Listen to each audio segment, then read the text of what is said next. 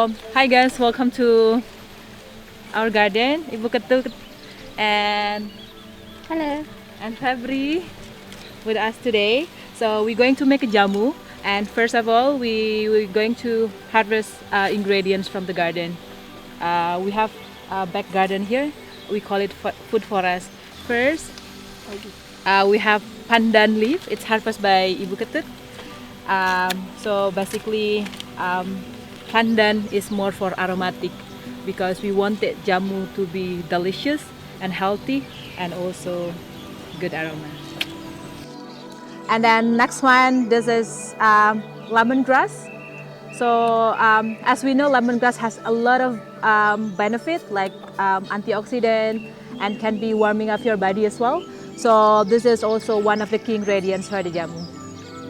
So this is the key ingredients for jamu, which is turmeric.